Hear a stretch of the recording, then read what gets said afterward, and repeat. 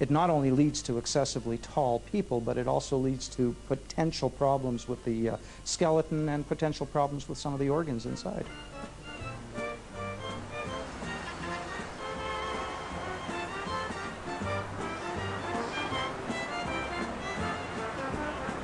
Ryan is a healthy, well-proportioned, 7-foot-tall, normal young man. I just wish I were as tall as he was. But what makes a person unusually tall? Is it a family trait?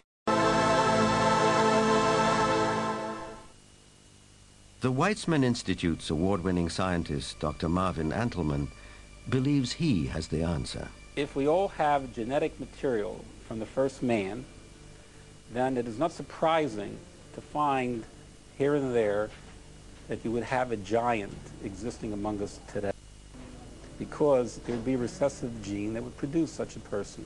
The Watusi tribe, for instance, are very large. The median height for most of their males is close to about 7 feet. They're extremely tall.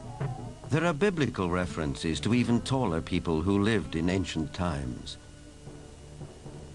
Rabbi Itzhak Mamostein of the Center of Jewish Studies in Vancouver, Canada.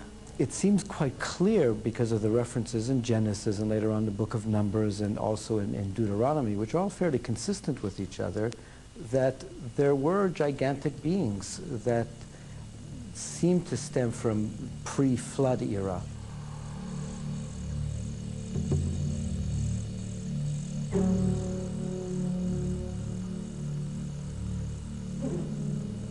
Is it possible that environmental conditions of past ages favored the development of giants? Certainly we know from fossil evidence that some species, like dinosaurs, grew many times larger than they do today.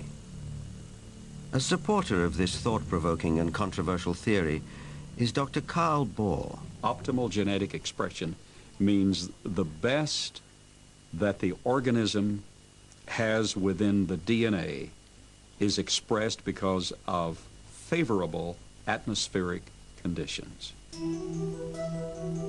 Based on fossil evidence, trees like the California giant sequoia grew much larger than they do today. One theory explains this by proposing that environmental conditions in the distant past were more conducive to gigantic growth.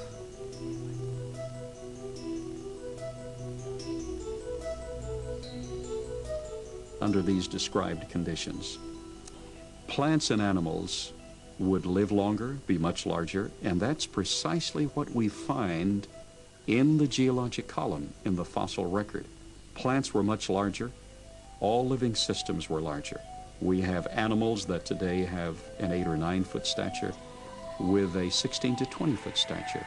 We have insects such as the dragonfly. Today, the dragonfly has perhaps a 4-inch wingspan. In the fossil record, his counterpart, Meganeuropsis, had up to a 5-foot wingspan. Everything was larger in the past. I'm of the opinion that under better atmospheric conditions, people were living not only longer, but they were taller, much taller. Giants and dinosaurs could not exist today as they did in the past because the atmospheric conditions simply will not permit it.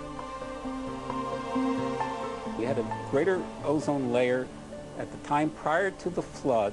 At the time of the flood, it was diminished to about 1/7 of what it was at that time, and therefore, life on this earth as we know it no longer has the same life expectancy as it did at the time of the flood. A thinning of the ozone layer means less protection from the ionizing radiation from space, and less protection for plants and animals. Being interested in Earth's original conditions, after 35 years of research on those parameters, I've attempted to reconstruct that context. And in so doing, I've had our engineers build a biosphere that doubles the atmospheric pressure, that increases the electromagnetic energy, that increases the ratio of oxygen, but not to the level of toxicity, that eliminates ultraviolet radiation, etc. And the experiments that we've run have been very gratifying.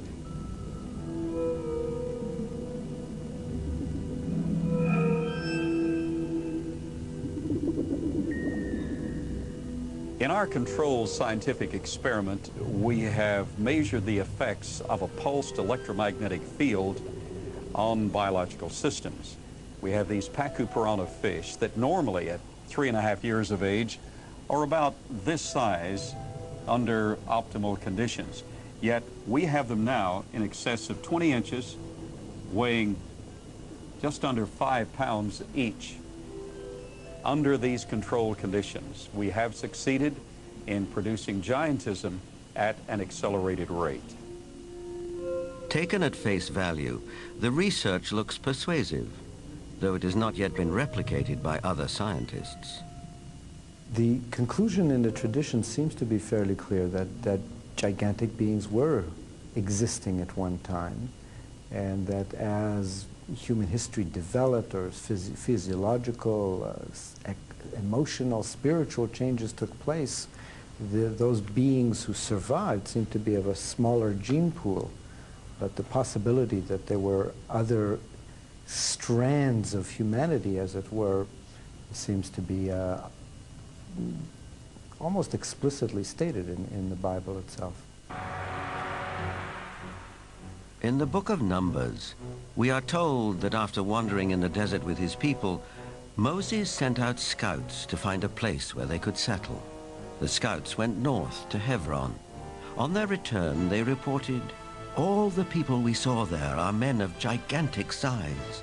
We felt no bigger than grasshoppers, and that is how we looked to them."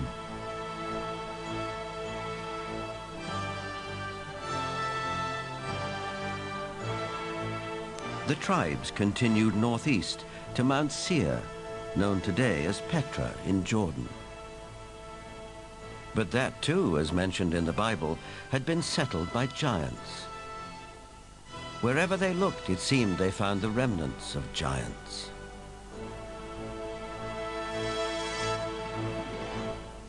If we look at Scripture, there were giants in the earth in those days. And if we take that literally rather than symbolically, that there were simply men of great powers and extraordinary abilities, then we could say that the first men, the first humans, were giants. Or we could theorize that these giants came from somewhere else and used Earth as a colony.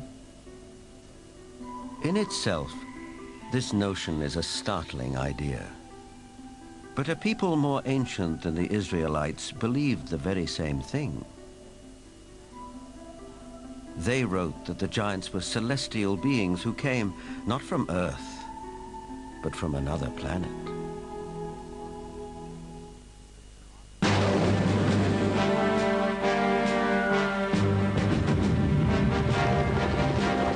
This is the battleground of the Gulf War. We know it as Iraq. In the distant past, several great civilizations sprang up here. One of them, Babylon, was legendary for its wealth and splendor.